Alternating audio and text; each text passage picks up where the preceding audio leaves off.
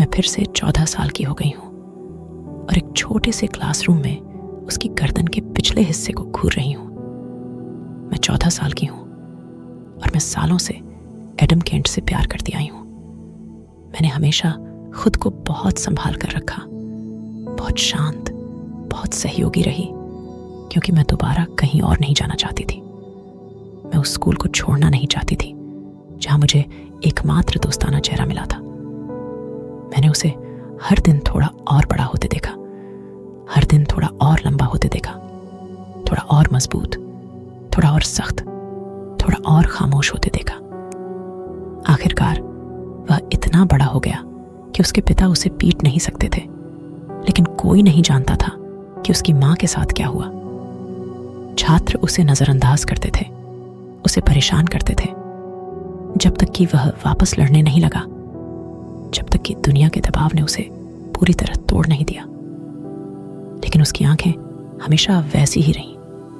जब भी उसने मेरी ओर देखा, उसकी आंखों में वही नरमी थी, वही दयालुता, वही मेरी सच्चाई को समझने की कोशिश।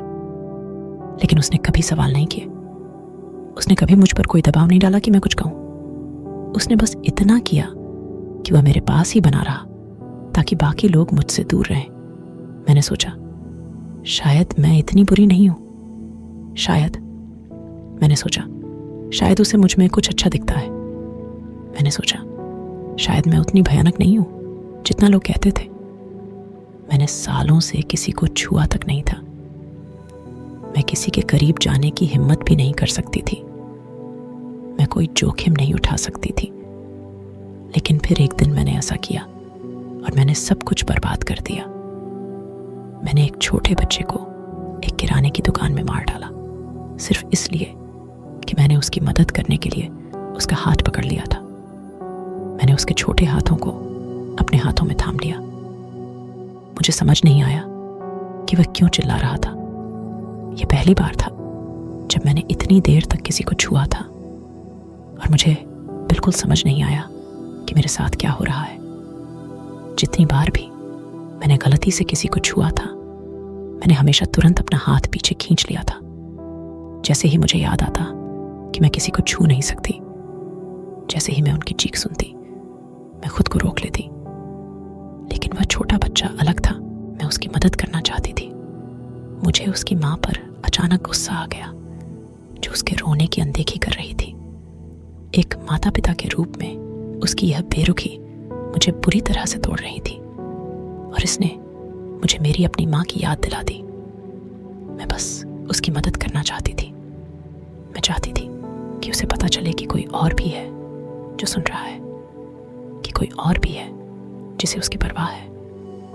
मुझे समझ नहीं आया कि उसे छूना इतना अजीब और रोमांचक क्यों लग रहा था। मुझे यह नहीं पता था कि मैं उसकी जिंदगी को खत्म कर रही हूं, और मुझे समझ नहीं आया कि वह अचानक से इतना शांत और निढाल क्यों हो गया। मैंने सोचा कि शायद यह ताकत और खुशी की लहर इस बात का संकेत है कि मैं अपनी इस भयानक बीमारी से ठीक हो गई हूं। मैंने कितनी बेवकूफ़ी भरी बातें सोची और मैंने सब कुछ बर्बाद कर दिया। मैंने सोचा था कि मैं उसकी मदद कर रही हूं। इसके बाद के 3 साल मैंने अस्पतालों, कानूनी दफ्तरों, किशोरों के लिए बनाए गए जेलों में बिताए। मुझे तरह तरह की गोलियां दी गईं, मुझ पर इलेक्ट्रोशॉक थेरेपी आजमाई गई, लेकिन कुछ भी काम नहीं आया। कुछ भी मेरी मदद नहीं कर पाया। मुझे मारने के अलावा मुझे किसी मानसिक संस्थान में कैद करना ही एकमात्र हल बचा था। लोगों को जूलियट के आतंक से बचाने का बस यही एक तरीका था। जब तक वह मेरी कोठरी में नहीं आया था, मैंने 3 सालों से एडम केंट को नहीं देखा था, और वह अब अलग दिखता है। पहले से ज्यादा सख्त, लंबा, कठोर, तेज, और उसके शरीर पर टैटू हैं। अब वह बस मांसपेशियों का ढेर है, परिपक्व है, शांत और फुर्तीला। ऐसा लगता है जैसे वह नर्म या धीमा या बेपरवाह रहने का जोखिम नहीं उठा सकता। वह बस ताकत और प्रभावशीलता का ही प्रतीक है। उसका चेहरा अब पूरी तरह से तराशा हुआ लगता है, जैसे सालों की कठिन जिंदगी, कड़ी ट्रेनिंग और बस जिंदा रहने की कोशिश ने उसे एक ठोस आकार दे दिया हो। वह अब एक छोटा लड़का नहीं रहा। अब उसे डर नहीं लगता, अब वह सेना में है, लेकिन फिर भी वह इतना अलग भी नहीं है। उसकी आंखें अब भी उतनी ही अनोखी हैं जितनी पहले थी, गहरी, रहस्यमयी और जुनून से भरी हुई। मैं हमेशा सोचती थी कि इस दुनिया को इतनी सुंदर आंखों से देखने का अनुभव कैसा होगा। क्या आंखों का रंग इस बात को बदल देता है कि तुम दुनिया को कैसे देखते हो, या फिर यह बदल देता है कि दुनिया तुम्हें कैसे देखती है? मुझे तभी समझ जाना चाहिए था कि वह वही था जब वह मेरी कोठरी में आया था। मेरे अंदर का एक हिस्सा जानता था, लेकिन मैंने अपने अतीत की यादों को इतनी जोर से दबाने की कोशिश की थी कि मैं इस सच को मानने के लिए तैयार ही नहीं थी, क्योंकि मेरे अंदर का एक हिस्सा याद नहीं करना चाहता था। मेरे अंदर का एक हिस्सा उम्मीद करने से बहुत डरता था। मेरे अंदर का एक हिस्सा नहीं जानता था कि यह जानकर कोई फर्क भी पड़ेगा या नहीं कि वह वही था आखिरकार। मैं अक्सर सोचती हूँ कि मैं अब कैसी दिखती होंगी। क्या मैं पहले वाली इंसान का बस एक टूटा फूटा साया भर रह गई हूँ? मैंने 3 सालों से आईने में नहीं देखा। मुझे बहुत डर लगता है कि मैं क्या देखूंगी। कोई दरवाजे पर दस्तक देता है। डर के मारे मैं झटके से कमरे के दूसरी तरफ जा गिरती हूँ। एडम मुझसे नजरें मिलाता है, फिर दरवाजा खोलने के लिए बढ़ता है और मैं खुद को कमरे के एक कोने में समेट लेती हूँ। मैं अपने कानों को तेज कर लेती हूँ, लेकिन मुझे सिर्फ दबे हुए शब्द, धीमी आवाजें और किसी के गले साफ करने की हल्की आवाज सुनाई देती है। मुझे नहीं पता कि मुझे क्या करना चाहिए। मैं थोड़ी देर में नीचे आ रहा हूँ, एडम जरा ऊंची आवाज में कहता है। मुझे एहसास होता है कि वह बातचीत खत्म करने की कोशिश कर रहा है। अरे यार, बस एक बार उसे देखना चाहता हूं। वह कोई तमाशा नहीं है। केंजी, दफा हो जाओ यहां से। अरे रुको, बस इतना बता दो, क्या वह अपनी आंखों से आग लगा सकती है? केंजी हंसता है और मैं घबरा कर सिकुड़ जाती हूँ। बिस्तर के पीछे जमीन पर गिर जाती हूँ। मैं खुद को समेट लेती हूँ और बाकी बातचीत को न सुनने की कोशिश करती हूँ। मैं नाकाम रहती हूँ। एडम गहरी सांस लेता है। मैं उसकी आंखों के आगे हाथ से माथा रगड़ते हुए छवि देख सकती हूँ। बस चले जाओ, वह कहता है। केंजी अपनी हंसी दबाने की कोशिश करता है। ओह, तो आप इतने भावुक हो गए हो, है ना? किसी लड़की के साथ रहकर बदल रहे हो भाई? एडम कुछ कहता है जो मैं सुन नहीं पाती। दरवाजा जोर से बंद होता है। मैं अपने छिपने की जगह से झांकती हूँ। एडम शर्मिंदा लग रहा है। मेरे गाल गुलाबी हो जाते हैं। मैं अपने पैरों के नीचे की बारीक बुनी हुई कालीन की जटिल धागों को ध्यान से देखती हूँ। मैं दीवार पर लगी कपड़े की वॉलपेपर को छूती हूँ और उसके बोलने का इंतजार करती हूँ। मैं खिड़की के छोटे से चौकोर हिस्से से बाहर झांकने के लिए उठती हूँ, लेकिन वहां बस एक टूटी फूटी उजड़ी हुई शहर की बेरंग पृष्ठभूमि नजर आती है। मैं अपना माथा कांच से टिका देती हूँ। धातु के घन दूर दूर तक एक जगह इकट्ठे हैं, ऐसे परिसर जहां नागरिक कई परतों में खुद को लपेटकर ठंड से बचने की कोशिश कर रहे हैं। एक माँ अपने छोटे बच्चे का हाथ पकड़े खड़ी है। सैनिक उनके ऊपर ऐसे तैनात हैं जैसे पत्थर की मूर्तियां। उनके राइफलें तैयार हैं हर समय चलने के लिए। कचरे के ढेर पर ढेर, ढेरों खतरनाक लोहे और इस्पात के टुकड़े जमीन पर चमक रहे हैं। अकेले पेड़ हवा में लहरा रहे हैं। एडम के हाथ मेरी कमर के चारों ओर फिसल जाते हैं। उसके होंठ मेरे कान के पास हैं और वह कुछ भी नहीं कहता, लेकिन मैं पिघलकर गर्म मक्खन की तरह उसके शरीर पर बहने लगती हूँ। मैं इस पल का हर मिनट अपने अंदर समा लेना चाहती हूँ। मैं अपनी आंखें बंद कर लेती हूँ, खिड़की के बाहर की सच्चाई से बचने के लिए, बस थोड़ी देर के लिए। एडम एक गहरी सांस लेता है और मुझे और भी करीब खींच लेता है। मैं उसके आकार में ढल जाती हूँ। उसके हाथ मेरी कमर के चारों ओर घूम रहे हैं और उसका गाल मेरे सिर से लगा हुआ है। तुम्हारा एहसास अविश्वसनीय है। मैं हंसने की कोशिश करती हूँ, लेकिन ऐसा लगता है जैसे मैं भूल ही गई हूँ कि हंसा कैसे जाता है। ये वो शब्द हैं जो मैंने कभी नहीं सोचा था कि मैं सुनूंगी। एडम मुझे घुमाकर अपने सामने कर देता है और अचानक मैं उसके चेहरे को देख रही हूं और फिर भी नहीं देख रही। मैं जैसे लाखों जलती हुई लपटों से घिरी हुई हूं और लाखों और निगल रही हूं। वो मुझे ऐसे देख रहा है जैसे उसने मुझे पहले कभी देखा ही नहीं। मैं उसकी गहरी नीली आंखों के अथाह सागर में अपनी आत्मा को धो लेना चाहती हूँ। वह झुकता है जब तक कि उसका माथा मेरे माथे से टिक नहीं जाता और फिर भी हमारे होंठ उतने करीब नहीं हैं जितने होने चाहिए। वह फुसफुसाता है, तुम कैसी हो? और मैं उसकी दिल की हर धड़कन को चूम लेना चाहती हूँ। तुम कैसी हो? 3 शब्द जो मुझसे कभी किसी ने नहीं पूछे। मैं यहां से निकलना चाहती हूँ। बस यही एक चीज है जो मेरे दिमाग में आती है। वह मुझे अपने सीने से भींच लेता है और मैं चकित रह जाती हूँ इस साधारण से स्पर्श में छिपी ताकत, भव्यता और आश्चर्य पर। वह ऐसा महसूस होता है जैसे ठोस शक्ति का एक पूरा खंड हो, 6 फुट लंबा।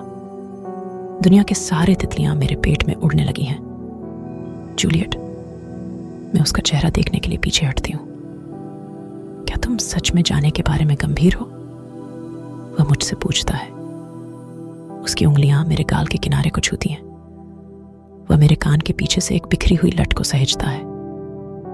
क्या तुम जोखिम समझती हो? मैं एक गहरी सांस लेती हूँ। मुझे पता है कि असली जोखिम सिर्फ मौत है। हाँ, वह सिर हिलाता है, अपनी आंखें झुका लेता है, अपनी आवाज भी।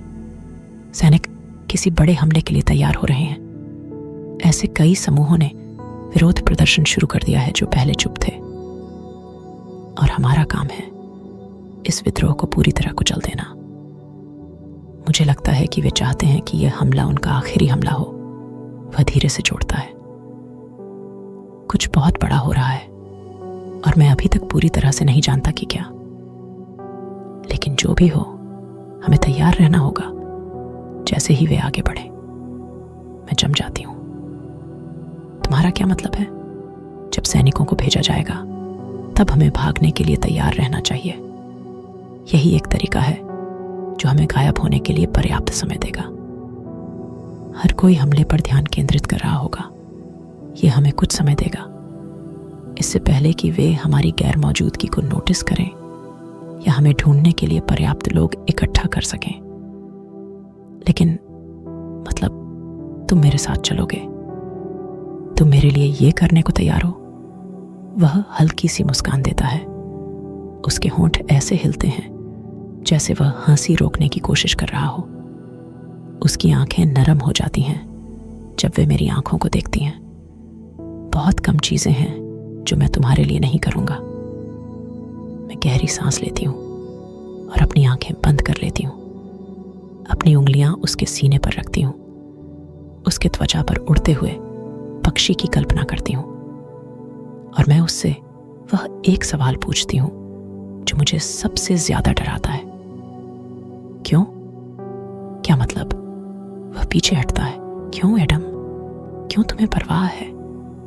क्यों तुम मेरी मदद करना चाहते हो? मुझे समझ नहीं आता। मुझे नहीं पता कि तुम अपनी जान जोखिम में डालने को क्यों तैयार हो। लेकिन तभी उसके बाजू मेरी कमर के चारों ओर कस जाते हैं और वह मुझे अपने इतने करीब खींच लेता है कि उसकी सांसें मेरे कानों से टकराने लगती हैं। वह मेरा नाम कहता है, 1 बार, 2 बार, और मुझे नहीं पता था कि मैं इतनी जल्दी आग पकड़ सकती हूँ। उसके होंठ मेरी त्वचा से सटे हैं, हल्की मुस्कान के साथ। तुम्हें नहीं पता? अगर मुझे बोलने का कोई तरीका आता तो मैं उसे यही बताती कि मुझे कुछ नहीं पता। वह हल्का सा हंसता है और पीछे हट जाता है। मेरे हाथ को थामकर गौर से देखता है। क्या तुम्हें याद है 4th कक्षा में? वह कहता है, जब मॉली कार्टर ने स्कूल ट्रिप के लिए देर से साइन अप किया था। सारे स्थान भर चुके थे और वह बस के बाहर खड़ी रो रही थी क्योंकि उसे भी जाना था। वह मेरे जवाब का इंतजार नहीं करता।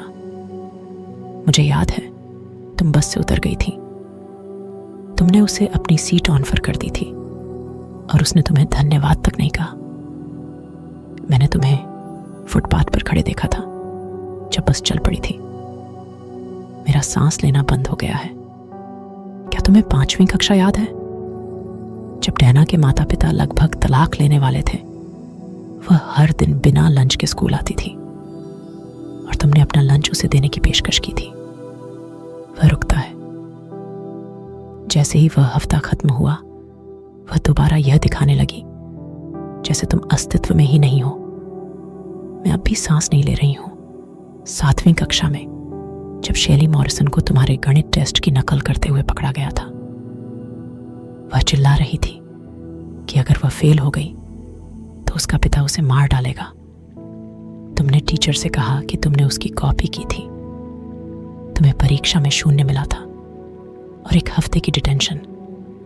वह अपना सिर उठाता है लेकिन मेरी तरफ नहीं देखता। मैंने तुम्हारे बाजुओं पर कम से कम 1 महीने तक बड़े नीले निशान देखे थे।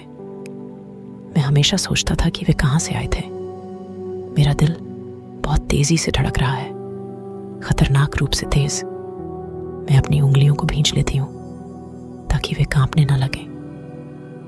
अपने जबड़े को जकड़ लेती हूं और अपने चेहरे से हर भावना को मिटा देती हूं। लेकिन मेरे सीने में धड़कनों की गूंज किसी भी तरह धीमी नहीं हो रही। 1 लाख बार वह कहता है। उसकी आवाज अब इतनी धीमी हो गई है। मैंने तुम्हें ऐसे काम करते हुए 1 लाख बार देखा, लेकिन तुमने कभी कुछ नहीं कहा जब तक कि तुमसे जबरदस्ती न पूछा जाए। वह फिर से हंसता है, इस बार एक भारी थकी हुई हंसी। वह मेरे कंधे के ठीक पीछे किसी बिंदु को घूर रहा है। तुमने कभी किसी से कुछ नहीं मांगा। वह आखिरकार मेरी आंखों में देखता है, लेकिन किसी ने तुम्हें कभी एक मौका नहीं दिया। मैं मुश्किल से निकलती हूँ, नजरें फेरने की कोशिश करती हूँ, लेकिन वह मेरा चेहरा पकड़ लेता है। वह फुसफुसाता है, तुम्हें अंदाजा भी नहीं है कि मैंने तुम्हारे बारे में कितनी बार सोचा है, कितनी बार मैंने सपना देखा है। वह एक गहरी कसी हुई सांस लेता है। कितनी बार मैंने सपना देखा है कि मैं तुम्हारे इतने करीब हूं। वह अपने बालों में हाथ फेरने के लिए बढ़ता है, फिर अपना मन बदल लेता है। नीचे देखता है, फिर ऊपर देखता है। भगवान जूलियट, मैं तुम्हारे पीछे कहीं भी जाऊंगा। तुम इस दुनिया में बची हुई एकमात्र अच्छी चीज हो। मैं खुद को आंसुओं में बिखरने से रोकने के लिए गिड़गिड़ा रही हूं और मुझे नहीं पता कि यह काम कर रहा है या नहीं। मैं सब कुछ टूटा हुआ महसूस कर रही हूं, जैसे मुझे जोड़ा गया हो और हर जगह लाली दौड़ रही है। मैं मुश्किल से उसकी आंखों से नजरें मिलाने की ताकत जुटा पा रही हूं। उसकी उंगलियां मेरा ठोड़ी ढूंढती हैं, मेरा चेहरा ऊपर उठाती हैं। हमारे पास ज्यादा से ज्यादा 3 हफ्ते हैं, वह कहता है। मुझे नहीं लगता कि वे भीड़ को ज्यादा देर तक काबू में रख पाएंगे। मैं सिर हिलाती हूं, पलकें झपकाती हूं, अपना चेहरा उसके सीने पर टिका देती हूं और दिखावा करती हूं कि मैं नहीं रो रही। 3 हफ्ते, 2 हफ्ते बीत जाते हैं। 2 हफ्ते उन कपड़ों के जिनसे मुझे नफरत है। 2 हफ्ते नहाने के, खाने के और उस खाने के जिसे मैं पूरे कमरे में फेंक देना चाहती हूँ। 2 हफ्ते वार्नर के मुस्कुराने के, मेरी कमर को छूने के, हंसने के और मेरी पीठ पर हाथ रखकर मुझे संभालने के, ये सुनिश्चित करने के कि जब मैं उसके साथ चलूं तो मैं सबसे बेहतरीन दिखूं। वह सोचता है कि मैं उसकी ट्रॉफी हूं, उसका गुप्त हथियार। मुझे उसकी उंगलियों को कंक्रीट में दबा देने की इच्छा को दबाना पड़ता है, लेकिन मैं उसे 2 हफ्ते का सहयोग देती हूँ, क्योंकि 1 हफ्ते में हम यहां से चले जाएंगे, उम्मीद है। लेकिन फिर सबसे ज्यादा जो बात मुझे चौंकाती है वह यह है कि मुझे वार्नर से उतनी नफरत नहीं है जितनी मैंने सोची थी। मुझे उसके लिए दुख होता है। वह मेरी संगति में एक अजीब सा सुकून पाता है। वह सोचता है कि मैं उसकी मानसिकता, उसके विकृत विचारों, उसके क्रूर बचपन, उसके अनुपस्थित और साथ ही साथ अत्यधिक मांग करने वाले पिता को समझ सकती हूँ। लेकिन वह कभी अपनी माँ के बारे में एक शब्द नहीं कहता। एडम कहता है कि वार्नर की माँ के बारे में कोई कुछ नहीं जानता, कि उसका कभी जिक्र नहीं हुआ और किसी को कोई अंदाजा नहीं है कि वह कौन थी। एडम कहता है कि वार्नर केवल निर्दयी परवरिश और सत्ता के लिए ठंडे गणनात्मक लालच का परिणाम है। वह खुश बच्चों, खुश माता पिता और उनकी खुशहाल जिंदगियों से नफरत करता है। मुझे लगता है वार्नर सोचता है कि मैं उसे समझती हूँ, कि मैं उसे समझ सकती हूँ, और मैं समझती भी हूँ और नहीं भी, क्योंकि हम एक जैसे नहीं हैं। मैं बेहतर बनना चाहती हूँ। एडम और मेरे पास साथ में समय सिर्फ रात का होता है, और वह भी ज्यादा नहीं। वार्नर हर दिन मुझे और ज्यादा बारीकी से देख रहा है। कैमरों को निष्क्रिय करने से वह और भी ज्यादा संदेह करने लगा है। वह अक्सर बिना बताए मेरे कमरे में आ जाता है, मुझे इमारत के अनावश्यक दौरे करवाता है, बस अपनी योजनाओं के बारे में बात करता है और अपनी योजनाएं बनाने के और तरीकों के बारे में सोचता है, और यह कि कैसे हम दोनों मिलकर इस दुनिया को जीत सकते हैं। मैं परवाह करने का नाटक भी नहीं करती। शायद मैं ही इसे और खराब कर रही हूं। मुझे यकीन नहीं हो रहा कि वार्नर ने सच में तुम्हारे कैमरों को हटाने के लिए हामी भर दी। एक रात एडम ने मुझसे कहा, वो पागल है, वो तर्कसंगत नहीं है, वो किसी ऐसी बीमारी से ग्रसित है जिसे मैं कभी समझ नहीं सकती। एडम ने गहरी सांस ली। वो तुम्हारे प्रति जुनूनी है। क्या? मैंने लगभग झटके से अपनी गर्दन घुमा ली, हैरान होकर। वो बस तुम्हारे बारे में ही बात करता रहता है। एडम कुछ पल के लिए चुप रहा। उसका जबड़ा सख्त था। मैंने तुम्हारे बारे में कहानियां सुनी थी इससे पहले कि तुम यहां आती, इसीलिए मैंने इसमें हिस्सा लिया। इसीलिए मैंने तुम्हें लाने के लिए स्वयं सेवा की। वार्नर ने महीनों तक तुम्हारी जानकारी जुटाई, पते, मेडिकल रिकॉर्ड, व्यक्तिगत इतिहास, पारिवारिक संबंध, जन्म प्रमाण पत्र, रक्त परीक्षण। पूरी सेना उसके नए प्रोजेक्ट के बारे में बात कर रही थी। हर कोई जानता था कि वह एक ऐसी लड़की को खोज रहा था जिसने एक किराने की दुकान में एक छोटे लड़के की हत्या कर दी थी। एक लड़की जिसका नाम जूलियट था। मैंने अपनी सांस रोक ली। एडम ने अपना सिर हिलाया। मुझे पता था कि वो तुम ही हो। जरूर तुम ही होनी चाहिए थी। मैंने वार्नर से कहा कि मैं इस प्रोजेक्ट में मदद करना चाहता हूं। मैंने उससे कहा कि मैं तुम्हारे साथ स्कूल गया हूं, कि मैंने उस छोटे लड़के के बारे में सुना था, कि मैंने तुम्हें खुद देखा था। वह एक कड़वी हंसी हंसा। वार्नर बहुत खुश हुआ। उसे लगा कि इससे यह प्रयोग और भी दिलचस्प हो जाएगा। उसने घृणा से जोड़ा, और मुझे पता था कि अगर वह तुम्हें किसी बीमार प्रयोग की तरह दावा करना चाहता था। वह रुका, दूर देखने लगा, अपने बालों में हाथ फिराया। मुझे बस कुछ करना था। मुझे लगा कि मैं कुछ मदद करने की कोशिश कर सकता हूं, लेकिन अब यह और भी बदतर हो गया है। वार्नर तुम्हारी क्षमताओं के बारे में बात करना बंद नहीं करता, या इस बारे में कि तुम उसकी योजनाओं के लिए कितनी महत्वपूर्ण हो, या इस बारे में कि तुम्हें यहां पाकर वो कितना उत्साहित है। सब लोग अब यह देख रहे हैं। वार्नर निर्दयी है। उसे किसी के लिए कोई दया नहीं है। वो ताकत से प्यार करता है, लोगों को नष्ट करने के रोमांच से प्यार करता है। लेकिन अब वो बिखरने लगा है। जूलियट, वो तुम्हें पाने के लिए बेताब हो रहा है, तुम्हें अपने साथ जोड़ने के लिए, और अपनी सारी धमकियों के बावजूद वो तुम्हें मजबूर नहीं करना चाहता। वो चाहता है कि तुम खुद जाओ, एक तरह से उसे चुनो। एडम ने नीचे देखा, एक गहरी सांस ली। वो अपनी पकड़ खो रहा है, और जब भी मैं उसका चेहरा देखता हूं, मैं हमेशा कुछ बेवकूफ़ी करने से बस 2 इंच दूर होता हूं। मैं उसकी जबड़े तोड़ने की ख्वाहिश रखता हूं। हाँ, वार्नर अपनी पकड़ खो रहा है। वो सनकी होता जा रहा है, हालांकि इसके पीछे ठोस वजह है। लेकिन फिर भी वो मेरे साथ कभी धैर्यवान होता है तो कभी अधीर, हर वक्त उत्साहित और घबराया हुआ। वो चलता फिरता एक विरोधाभास है। वो मेरे कैमरे बंद कर देता है, लेकिन कुछ रातों में वो आदेश देता है कि एडम मेरे दरवाजे के बाहर सोए ताकि मैं भाग न जाऊं। वो कहता है कि मैं अकेले दोपहर का खाना खा सकती हूँ, लेकिन हमेशा मुझे अपने पास बुला लेता है। जो थोड़े से घंटे एडम और मेरे पास होते हैं वो भी हमसे छीन लिए जाते हैं, लेकिन जो थोड़ी बहुत रातें एडम को मेरे कमरे में सोने की अनुमति होती है, मैं उन लम्हों को उसकी बाहों में सिमट कर बिताती हूँ। अब हम दोनों फर्श पर ही सोते हैं, एक दूसरे की गर्मी में लिपटे हुए, भले ही हमारे ऊपर कंबल पड़ा हो। जब भी वो मुझे छूता है ऐसा लगता है जैसे आग और बिजली मेरे शरीर में दौड़ रही हो, जैसे मेरी हड्डियां किसी अद्भुत एहसास से जल उठी हों।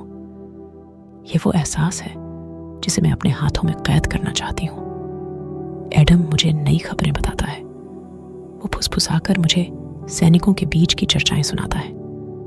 वो बताता है कि देश के बचे खुचे हिस्सों में कई मुख्यालय हैं, कैसे वार्नर का पिता राजधानी में है, कैसे उसने अपने बेटे को इस पूरे सेक्टर की कमान सौंप दी है। वो कहता है कि वार्नर अपने पिता से नफरत करता है, लेकिन ताकत से प्यार करता है। वो विनाश से प्यार करता है, तबाही से। एडम मेरे बालों को सहलाता है, मुझे कहानियां सुनाता है, मुझे अपने करीब खींच लेता है, जैसे डरता हो कि मैं गायब हो जाऊंगी। वो लोगों और जगहों की तस्वीरें मेरे मन में उखेड़ता है, तब तक जब तक मैं नींद में डूब न जाऊं, एक ऐसे सपनों के नशे में जो इस दुनिया से भाग निकलने का एकमात्र रास्ता है। नींद अब मेरी एकमात्र राहत बन गई है। मुझे मुश्किल से याद है कि मैं पहले क्यों चीखती थी। चीजें ज्यादा सहज होती जा रही हैं और मैं घबराने लगी हूं। इन्हें पहन लो, वार्नर मुझसे कहता है। नीले कमरे में नाश्ता अब एक आदत बन चुका है। मैं खाती हूं और यह नहीं पूछती कि यह खाना कहां से आता है, क्या काम करने वालों को उनके काम की तनख्वाह मिलती भी है या नहीं, कैसे यह इमारत इतनी जिंदगियों को बनाए रखती है, इतना पानी उपलब्ध कराती है या इतनी बिजली खर्च करती है। अब मैं बस इंतजार कर रही हूं, मैं सहयोग कर रही हूं। वार्नर ने मुझसे दोबारा उसे छूने के लिए नहीं कहा और मैं खुद भी कोई पेशकश नहीं करती। ये किसके लिए है? मैं उसके हाथ में रखे छोटे छोटे कपड़ों को देखती हूं और मेरे अंदर एक अजीब सा डर पनपने लगता है। वो धीमी चालाकी भरी मुस्कान देता है। एक योग्यता परीक्षा। वो मेरी कलाई पकड़ता है और कपड़ों का बंडल मेरे हाथ में रख देता है। मैं बस इस बार के लिए पीछे मुड़ जाऊंगा। मैं इतनी घबराई हुई हूं कि उसे घिन भी नहीं हो रही। मेरे हाथ कांप रहे हैं जब मैं उन कपड़ों को पहनती हूं जो एक छोटे से टैंक टॉप और उससे भी छोटे शॉर्ट्स के रूप में निकलते हैं। मैं लगभग नंगी हूं। मैं लगभग डर के मारे कांप रही हूं कि इसका मतलब क्या हो सकता है। मैं बहुत हल्के से गला साफ करती हूं और वार्नर घूम जाता है। वो बोलने में बहुत ज्यादा समय ले रहा है। उसकी आंखें मेरे शरीर के नक्शे को पढ़ने में लगी हुई हैं। मैं चाहती हूं कि मैं इस कालीन को फाड़ दूं और उसे अपनी त्वचा से सी लूं। वो मुस्कुराता है और अपना हाथ आगे बढ़ाता है। मैं पत्थर हूं, ग्रेनाइट, चूना पत्थर और संगमरमर के कांच की तरह ठोस। मैं हिलती तक नहीं। वो अपना हाथ नीचे कर लेता है, अपना सिर थोड़ा सा झुकाता है। मेरे पीछे आओ। वार्नर दरवाजा खोलता है। एडम बाहर खड़ा है। वो अपनी भावनाओं को छुपाने में इतना माहिर हो चुका है कि उसके चेहरे पर एक पल के लिए आई झलक भी मैं ठीक से नहीं पकड़ पाती। सिर्फ उसकी भौहों की हल्की शिकन, उसके माथे पर तनाव और उसकी कनपटी पर उभरी नसें ही उसे बयां करती हैं। वो जानता है कि कुछ गलत है। वो मेरी तरफ देखने के लिए सचमुच अपनी गर्दन घुमा लेता है। वो पलकें झपकाता है। सर, अपनी जगह पर बने रहो सिपाही, अब यहां से मैं देख लूंगा। एडम कुछ नहीं कहता, कुछ नहीं कहता, कुछ नहीं कहता। जी सर। उसकी आवाज अचानक भारी हो जाती है। जैसे ही मैं गलियारे की ओर मुड़ती हूं, मुझे उसकी आंखें अपनी पीठ पर महसूस होती हैं। वार्नर मुझे एक नई जगह ले जा रहा है। हम उन गलियारों से गुजर रहे हैं जिन्हें मैंने पहले कभी नहीं देखा। हर कदम के साथ अंधेरा और घुटन भरी दीवारें और संकरी होती जा रही हैं। मुझे एहसास होता है हम नीचे जा रहे हैं, एक तहखाने में। हम 1, 2, 4 धातु के दरवाजों से गुजरते हैं। हर जगह सैनिक हैं, उनकी निगाहें हर जगह हैं। मुझे ऐसे देख रही हैं जैसे डर के साथ साथ कुछ और भी हो, जिसके बारे में मैं सोचना भी नहीं चाहती। मैंने महसूस किया है कि इस इमारत में बहुत कम महिलाएं हैं। अगर कभी इस बात के लिए शुक्रगुजार होना सही होगा कि मैं अछूत हूं, तो वो यही जगह होगी। यही एक वजह है जिसकी बदौलत मैं सैकड़ों अकेले पुरुषों की शिकार होती आंखों से बची हुई हूं। यही एक वजह है जिसकी बदौलत एडम मेरे साथ रह रहा है, क्योंकि वार्नर सोचता है कि एडम बस एक बेकार और सादा इंसान है।